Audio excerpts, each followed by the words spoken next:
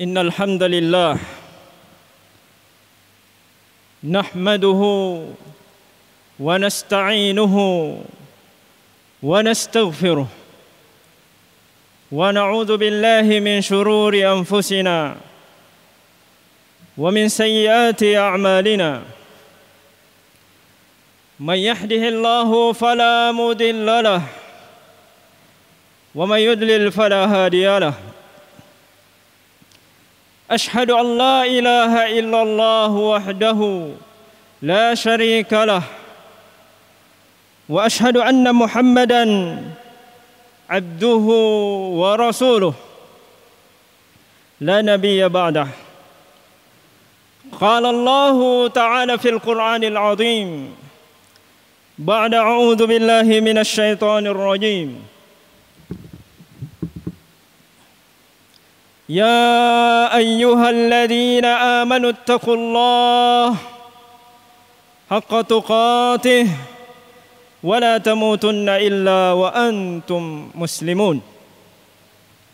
أما بعد فإن أصدق الحديث كتاب الله وخير الهدي هدي محمد صلى الله عليه وسلم وشر الأمور محدثاتها wa kullu muhdatsatin bid'ah wa kullu bid'atin dhalalah. Hadirin jamaah Jumat, bapak-bapak, saudara-saudara sekalian dan ikhwah sekalian yang insyaallah semoga senantiasa dijaga oleh Allah Subhanahu wa taala.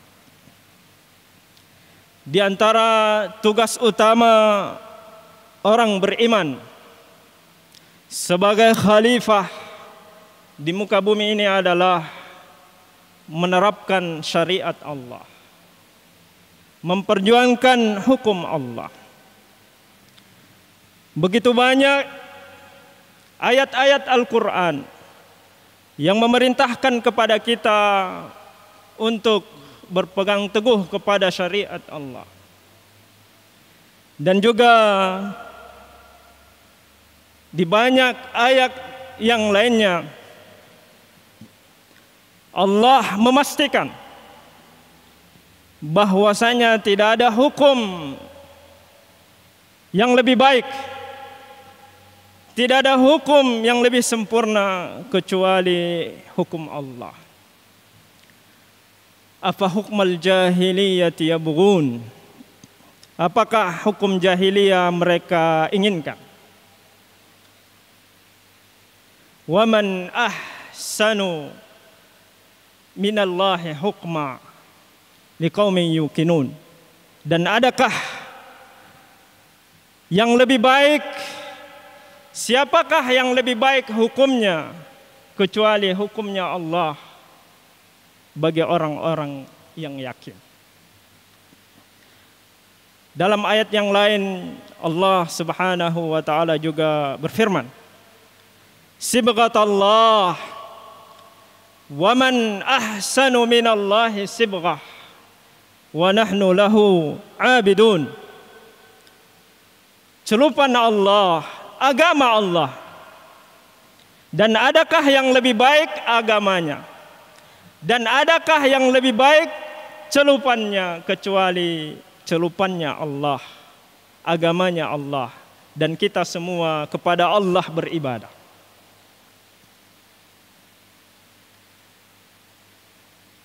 Hadirin jamaah Jumat yang insya Allah dirahmati oleh Allah Subhanahu wa taala. Sejak masuknya Islam di Nusantara ini, sejak itu pula upaya untuk menyebarluaskan syariat Allah, bahkan menerapkan syariat Allah dimulai. Bahkan disinyalir melalui bukti-bukti fisik bahwasanya dahulu hukum Islam pernah diterapkan secara kafah di Nusantara ini. khususnya ketika masa-masa kejayaan kerajaan-kerajaan Islam, kesultanan-kesultanan yang ada di Nusantara. Hingga kemudian datangnya penjajah Belanda dan sekutunya yang membawa banyak misi. Di samping ingin menguasai secara fisik, tentu juga akan menyebarkan kepercayaan, agama, bahkan hukum. Hingga kemudian hukum Islam dilenyapkan sedikit demi sedikit. Tentu yang paling pertama dihilangkan di muka bumi ini ada di Nusantara ini oleh penjajah Belanda adalah hukum yang mengganggu mereka. Dalam kaitannya hukum publik, dalam hal ini hukum pidana. Kemudian digantikan dengan hukum barat yang mereka bawa. Begitulah seterusnya. Namun yang patut kita syukuri, para penjajah ini belum berani mengganggu masalah ibadah. Belum berani menggusur masjid-masjid. Hukum yang sifatnya privat, hukum yang sifatnya pribadi-pribadi, hukum keluarga, perkawinan, kewarisan, zakat, wakaf, dan seterusnya ini masih tetap eksis. Karena mereka juga berhitung ketika ini diganggu, ketika hukum Islam dihilangkan secara keseluruhan, maka tentu gejolak semakin besar. Perlawanan dari kaum muslimin akan didapati begitu besar. Hadirin jamaah Jumat yang insya Allah semuanya dirahmati oleh Allah Subhanahu wa Ta'ala. Hingga pada akhirnya penjajah pun ingin menyingkirkan hukum-hukum yang sifatnya privat tersebut, yang sifatnya pribadi. Maka melalui tokoh orientalis mereka, Christian Schnock-Horhunye, yang kemudian mengeluarkan teori yang bernama teori resepti, di mana hukum adat diangkat, di mana hukum Islam hanya bisa berlaku jika sesuai dengan hukum adat. Dengan kata lain, hukum Islam ingin dilenyapkan sama sekali. Hadirin jamaah Jumat yang dirahmati oleh Allah, inilah pemicu pergolakan semakin besar. Para mujahidin, para ulama berjuang untuk terus menegakkan hukum Islam walaupun sifatnya privat tersebut. Hingga kemudian tibalah kemerdekaan itu. Hadirin jamaah Jumat yang dirahmati oleh Allah, sungguh jauh, sungguh panjang perjuangan penerapan penegakan syariat Islam di Nusantara. Yang pada akhirnya ketika Indonesia sudah merdeka, negara kita sudah merdeka, umat Islam menuntut untuk kemudian diterapkan syariatnya secara totalitas dan kemudian disalurkan melalui pendiri bangsa ini dan diakomodir di awal-awalnya melalui Piagam Jakarta. Ada 7 kata yang merupakan landasan falsafah pendirian bangsa ini. Pada sila pertama Pancasila, di situ dituliskan 7 kata yang kemudian dihapuskan. Kewajiban menerapkan syariat Islam bagi pemeluk-pemeluknya. Karena terjadi protes dari wilayah timur Indonesia. Diklaim seperti itu. Kemudian dilakukan lobby-lobby kepada para ulama kita yang terus memperjuangkan syariat ini. Tidak hanya di bidang privat saja, tetapi dalam totalitas secara kafah. Hingga kemudian berhasil atau ditemukan jalan tengahnya. Kompromi kaum muslimin dengan kaum nasionalis, yaitu mengganti sila pertama tadi menjadi ketuhanan yang Maha Esa. Yang lalu oleh Presiden Soekarno beberapa tahun kemudian, karena menerima desakan dari kaum muslimin setelah detrik Presiden Soekarno kemudian menyatakan bahwa Piagam Jakarta menjiwai Undang-Undang Dasar 45. Hadirin jamaah Jumat yang insya Allah dirahmati oleh Allah. Dari sini kita bisa lihat bagaimana antusias pendiri bangsa kita untuk menerapkan syariat Allah semaksimal mungkin sesuai dengan kemampuan. Apa yang bisa kita syukuri dan kita terus berjuang. Walaupun tentu rintangan dan tantangan yang begitu besar. Hadirin jamaah Jumat yang berbahagia, oleh karena itu dari sekian banyak tantangan ini kita tetap harus wajib bersyukur. Karena pada hari ini kita masih eksis menjalankan hukum Islam walaupun sifatnya parsial. Hukum Islam di bidang privat, pernikahan, kewarisan, infak, sedekah dan seterusnya. Begitu pula ibadah. Alhamdulillah masih bisa eksis hingga hari ini. Itu patut kita syukuri. Oleh karena itu, ketika ada upaya-upaya menggaungkan syariat, perlu kita dukung. Perlu kita maksimalkan. Walaupun hanya segelintir daripada ibadah syariat tersebut. Termasuk akhir-akhir ini digalakkan oleh pemerintah program wakaf tunai secara nasional.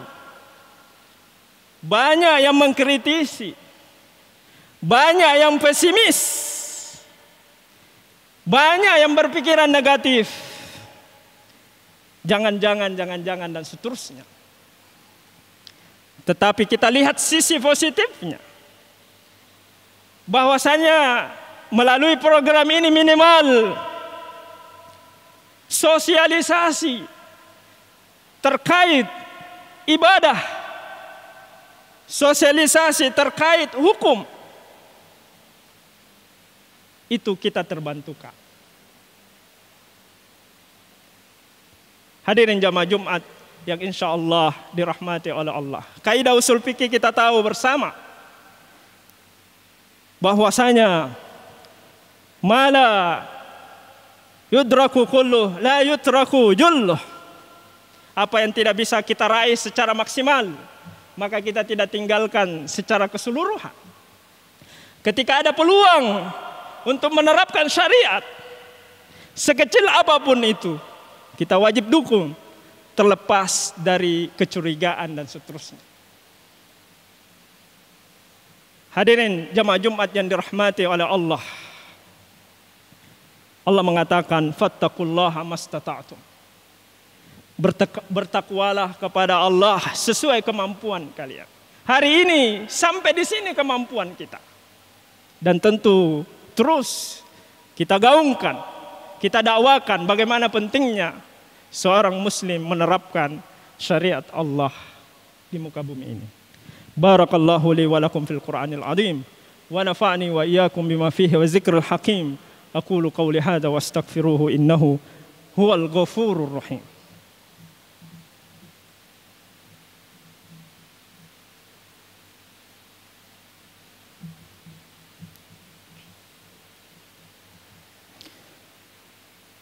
Alhamdulillahi ala ihsanih wa syukru lahu ala taufiqihi wa amtinanih.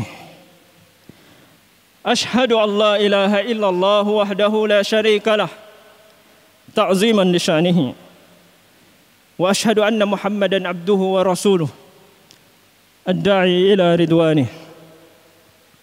Amma ba'd. Hadirin jamaah Jumat yang berbahagia, tidak ada keraguan lagi bahwasanya ibadah wakaf adalah salah satu ibadah yang mulia. Ibadah yang diperintahkan oleh Allah dan Rasul-Nya. Ibadah yang menopang perekonomian umat. Kita tahu bagaimana Rasulullah memerintahkan, menyeru para sahabatnya untuk kemudian berlomba-lomba mengeluarkan sedekah jariyah. Ada 3 amalan yang tidak putus. Idza mata ibnu Adam inqata amaluhu illa min 3. Ada 3 amalan yang tidak terputus walaupun seorang sudah meninggal dunia. Yang pertama disebutkan adalah sadaqatin jariyah, sedekah yang mengalir. Dan ulama berkesimpulan sedekah mengalir ini adalah wakaf. Kenapa demikian? Karena dia tetap hingga akhir zaman. Pembangunan masjid, pembangunan madrasah, semuanya didasari dari wakaf. Hadirin jamaah Jumat yang berbahagia, begitu antusiasnya para sahabat Nabi Muhammad SAW mengikuti Nabi kita Muhammad SAW. Dari banyaknya contoh wakaf di zaman itu, sampai-sampai Jabir bin Abdullah meriwayatkan, mengisahkan, lam yakun ahad min ashabin Nabi sallallahu alaihi wasallam zu maqdirah illa waqaf. Tidak ada satupun dari sahabat Nabi Muhammad sallallahu alaihi wasallam yang punya kemampuan kecuali telah berwakaf. Mulai dari Nabi kita, istri-istri Nabi, ummahatul mu'minin, semuanya melaksanakan ibadah wakaf. Hadirin jamaah Jumat yang insya Allah semuanya dirahmati oleh Allah. Oleh karena itu, terlepas dari perdebatan terkait dengan program wakaf tunai, maka sisi positifnya yang patut kita ambil bahwa membantu kaum muslimin, membantu para dai untuk mensosialisasikan ibadah ini. Karena kita tentu meyakini atau kita saat ini masih sangat jarang tersentuh dengan sosialisasi itu. Kaum muslimin hanya beranggapan, sebagian besar selama ini beranggapan bahwa wakaf itu hanya pada pembangunan masjid saja, pembangunan kuburan saja.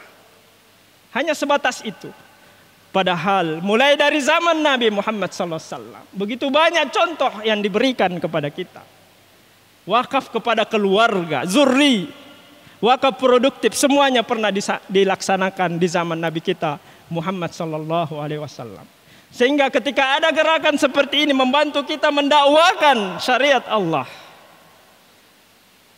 Dan ketika kita terjun untuk mendakwakan di forum-forum, di majelis ta'lim, bahkan di khutbah Jumat seperti ini, insya Allah bagian dari amal soleh. Barang siapa yang tergerak hatinya beramal soleh karena disebabkan oleh ajakan kita, man dalla ala khairin falahu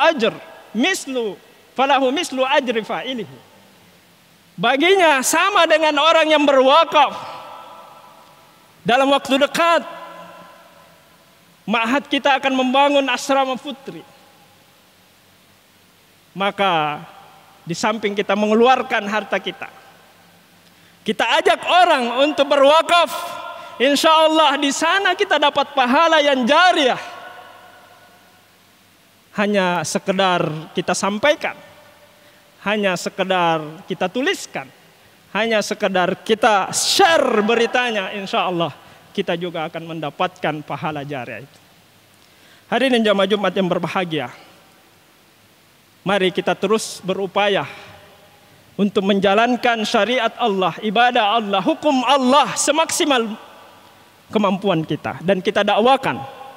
Ketika kita dakwakan, insya Allah kita mendapatkan pahala sama dengan orang yang menjalankan hal itu. Mari kita banyak berdoa di Jumat yang mubarakah ini. Dan juga banyak bersalawat kepada Nabiullah Muhammad sallallahu alaihi wasallam. Innallaha wa malaikatahu yusholluna 'alan nabi. Ya ayyuhalladzina amanu shallu 'alaihi wa sallimu taslima. Allahumma shalli 'ala Muhammad wa 'ala ali Muhammad kama shallaita 'ala Ibrahim wa 'ala ali Ibrahim innaka Hamidum Majid.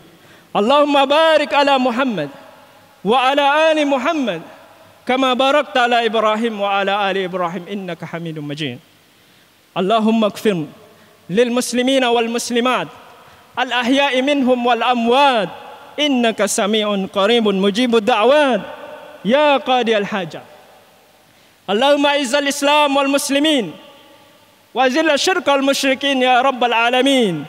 Rabbana la tuzigh qulubana ba'da iz hadaitana wa hab lana min ladunka rahmah innaka antal wahhab. Rabbana atina fid dunya hasanah wa fil akhirati hasanah wa qina adzaban nar.